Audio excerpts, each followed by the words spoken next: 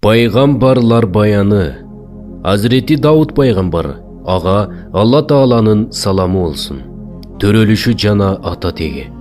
Туура жолдогулардын, темириштеткендердин устаты, халифатуллах сыпатынын ээси Азірети Дауд алейхисаламда Исраил уулдарына жиберилген пайгамбарлардан. Ошол эле маалда ал өкүмдар болгон. Ата теги Азірети Якуб пайгамбардын Яхуда аттуу уулуна уланат. Айтылуу Кудус жергесинде төрөлүп, ошол жерде жашап, ошол жерде дүйнөдөн кайткан. Ага байыркы иврит тилинде жазылган Забур китеби жиберилген. Үнү өтө укулуктуу жана таасирдүү эле. Анын ысымы Кур'ан-ы Керимде 16 жолу айтылат. Тарыхчылар анын падышачылык жылдары биздин заманга чейин 975-1015 жылдардын ортолугуна туура келет деген пикирди айтып келишет. Азирети Сулайман алейхисаламдан башка балдары да болгон. Азирети Сулайман алейхисалам атасынын мураскери болчу. Албетте мурас катары пайгамбарлыкты, илимди жана даанышмандыкты алган. Коому Алла Таала Азирети Муса пайгамбардан кийин Исраил уулдарына көптөгөн пайгамбарларды жиберет. Ар бир пайгамбар Тоорат китебинин өкүмдөрүнө ылайык жашоого чакырат. Бирок убакыттын өтүүсү менен туура жолдон адашкан Исраил уулдары Тоорат китебиндеги Алланын өкүмдөрүн өзгөртүшөт. Пайгамбарга кулак салбай, адеп ахлак жактан аябай бузулушат. Ушундан улам Алла Таала Амалика аттуу бир коомдун өкүмдары болгон Жалут аттуу залымды алардын башына бале кылат. Жалыт өкүмдар Исраил уулдарын жашаган мекендеринен сүрүп чыгарат. Баалуу сандык. Жөөттөрдө Азирети Муса пайгамбардын убагынан бери келаткан ыйык аманаттар сакталган баалуу сандык болгон. Жалыт жөөттөрдү басып алган соң, ошол сандык оңой эле колуна тиет. Ал Исраил урпактарын шылдыңдап, кордош үчүн ичи тышына асыл таштар чегерилген баалуу сандыкты ыплас жайга ыргытат. Руханий дөөлөттү өйдөлөткөн жөөттөр буга кыжыры кайнап, арга табуунун амалын издей башташат. Алардын жалгыз максаты сандыкты кайрадан колго түшүрүү эле. Азирети Ишмоил. Бул учурда алардын арасында Азирети Ишмоил пайгамбар жашачу. Азирети Муса алейхисаламдан кийин Исраил урпактарынан тың чыкмалары Азирети Ишмоил пайгамбарга келип, биз үчүн бир падыша дайындагын. Биз анын жетегинде, Алланын жолунда согушалы дешет. Эгер силерге согуш парз кылынса, мүмкүн согушпастырсыңар, дейт пайгамбар. Жөөт тың чыкмалары журтубуздан айдалып, балдарыбыздан ажырап турабыз го. Эмнеге Алла жолунда согушпайт экенбиз, дешет. Бирок аларга согушуу парз кылынганда аз гана кишилерден тышкары баары баш тартышат. Пайгамбары аларга: "Албетте, Алла силерге Талутту падыша кылып дайындады", дейт. Ал кайдан бизге падышалык кылсын? Падышалыкка андан көрө биз ылайыкпыз го. Кала берсе, анын кеңири мал мүлкү да жок. Албетте, Алла Таала силерден үстүңөргө аны тандады. Илим менен тулку бой жагынан ага артыкчылык берди. Алла мүлкүн өзү каалаган кишиге берет, деп айтат пайгамбар. Ошол убакка чейин жөөттөргө Жакыптын уулу Лавинин урпагынан пайгамбарлар, Яхуда аттуу уулунун урпактарынан өкүмдарлар келип турган. Талуттун аталган эки урууга тең эч кандай тиешеси жок эле. Талуттун өкүмдарлыгына каршы чыккан жөөттөр бул сапар өкүмдарлыкка ылайыктуу болсо, бизге бир далил көрсөтсүн, дешет. Алардын пайгамбары айтат: "Анын падыша болушунун белгиси катары силерге бир сандык келет. Анда жараткан эгиңер тарабынан Муса менен Харундун үй бүлөсүнөн калган мурас бар. Аны периштелер көтөрүп турат. Эгер чыныгы ыйман ээси болсоңор, шексиз бул окуяда силер үчүн белги бар." Баалуу сандык. Баалуу сандык болу Азирети Адам атага түшүрүлүп, андан кийин Шиит алейхисаламга тийгендиги. Кийин кезек менен Ибрахим, Якуб жана Муса алейхисаламдардын колуна өткөндүгү риваяттарда айтылат. Азирети Муса пайгамбар өз учурунда Тоораттын барактарын жана айрым баалуу аманаттарды ыйык мурастар салынган сандыкка сактаган. Жортуул учурунда аскерлер бул сандыкты кошуундун алдында алып жүргөн. Анткени сандыкты көргөн сайын аскерлердин дем кайратына кайрат кошулчу экен. Ошентип Алланын буйругу менен келген периштелер ыйык сандыкты Талуттун үйүнүн астына ташташат. Буга күбө болгон жөөттөрдүн санаасы тынчып, Талуттун өкүмдарлыгына макул болушат. Өкүмдарлык тактыга олтурган Талут биринчи кезекте аскердик иштерди тартипке келтирет. курал жарак жыйнатып, элдик аскерлерди машыгууга өткөргөн соң, Жалут падышанын мекенине карай жүрүш баштайт. Талут аскерлери менен шаардан чыккан соң, албетте, Алла силерди бир дарыя менен сынайт. Ошондо ким андан суу ичсе, менин аскерим эмес, жана ким андан ичпесе, ал мен тарапта. Дарыядан бир гана кочуш ичүүгө уруксат деп айтат. Бирок дарыядан бир аз гана кишиден башкасы бүт ичет. Ал ыйман келтирген кишилер менен бирге дарыядан өткөн соң, аскерлер эми бүгүн Жалут менен анын аскерлерине күчүбүз жетпейт деп сестенет. Ошондо Аллага жолугарына ишене турган кишилер канчалаган аз кол Алланын каалоосу менен көп колду жеңип чыккан. Ал сабыр кылуучулар менен бирге дешет. Өкүмдарга келген кабарда аскерлерге бир кочуш гана суу ичүү буйрулган. Сахабалардан Азирети Абдуллах бин Аббас радиаллаху анхунун пикиринде бул Иорданиядагы шариаттуу дарыя эле. Жалпы аскердин саны 80 миңдей болгон. Булардын 76 миңи буйрукка баш ийбей, суудан каңгыча ичет. 4 миң киши гана буйрукка моюн сунат. Дарыяга жабыла чуркагандарын көрүп, көпчүлүк эмне болсо ошолбуз деген алдамчы ойго азырылгандар да чыгат. Акырында сыноого 313 эрктүү эр гана туруштук берет.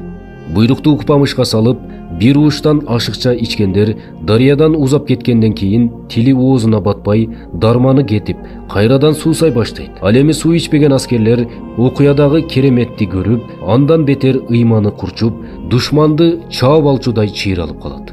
Мына ошол Талуттун кошуунунда 18 жаштагы Азирети Давут алейхиссалам да болгон.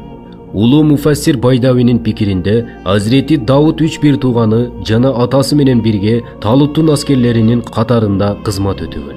Качан Жалут менен анын аскерлери көрүнгөн кезде алар мынтип айтышат: "О жараткан эгебиз, кадамдарыбызды бек кылып, үстүбүзгө сабыр жаадыргын. Өзүң бизди бул каапыр коомго каршы жеңишке жеткир." Ошондо алар Алланын жардамы менен жеңишке ээ болушат. Анан Азирети Давут алейхиссалам Жалутту өлтүрөт. Аллага падышалык менен бирге пайгамбарлыкты берет. Өзү каалаган нерселердин баарын үйрөтөт. Эгер Алла адамдардын бир бөлүгүнүн жамандыгын, экинчи бөлүгүнүн жакшылыгы менен кайтарып турбаганда, шексиз жер жүзү бузулуп кетмек. Бирок Алла бардык жандуу жансызга кененчилик, жоомартчылык кылат. Жеңиш колго тийген соң, Талут Муса пайгамбардын шариятына такап, топтолгон олжолордун баарын өрттөтүп жиберет. Абалды болгонун болгондой Азирети Ишмоил алейхиссаламга түшүндүрөт. Пайгамбарлыгы, кудурети күчтүү Кудай асман менен жердеги бардык жандууну жакшы билет эмеспи? Чындыгында Аллах Таала айрым пайгамбарларды айрымдарынан жогору кылат. Аллах Таала Азирети Давут алейхиссаламга Забур китебин берет. Азирети Давут элди Алла Таалага ыйман келтирүүгө үндөй баштайт жана адилеттүү бийлик жүргүзөт. Палестина, Сирия жана Араб жарым аралынын бир бөлүгүнө өкүмдарлык кылат. Кудус борбору болуп, азыркы Амман, Халаб, Нусайбин жана Грузия аймактары да анын бийлигине караган. Азирети Давут алейхиссалам Алланын күч-кубаттуу пенделеринен болгон. Чындыгында ал дайыма Алла Таалага кайрылат эле. Ибадатка өтө астейдил жана ыхластуу мамиле кылчу. Бир күн орозо кармап, бир күн тамактанаар эле. Түндүн 3төн 1 гана уктап, калган бөлүгүн ибадат менен өткөрчү. Ибадат кылуу үчүн эң берекелүү убакытты издеп, бул тууралуу Азирети Жабраил алейхиссаламдан сураганда, арштагы Алланын мээримине туруштук бере албай, титиреген таңкы убакыттан башкасын билбеймин деген жоопту алат. Азирети Давуттун үнү абдан коңур жана жагымдуу болчу. Ал Забурду окуп киргенде жырткыч айбандарда муюп, аны айланчыктап, мелтиреп угушкан. Ошондуктан Алла Таала күнү түнү аны менен чогуу тасбих айткан тоолорду, жалпы канаттууларды анын өкүмүнө берген. Эй Давуд, акыйкатта биз сени жерге халифа кылдык. Эми сен көңүл каалоосун ээрчип кетпегин. Болбосо ал сени Алланын жолунан азгырат. Албетте, Алла жолунан тайгандарга эсеп күнүн, кыяматты унутуп калганы үчүн катуу азап бар. Чарайнасы кенен соотторду жасагын, жана аларды кадоодо кылдатыш кылгын. Бүлөң менен бирге изги иштерди аткаргыла. Жасаган иштериңерди мен сөзсүз көрүп турам. Мени билген пенде мени каалап издейт.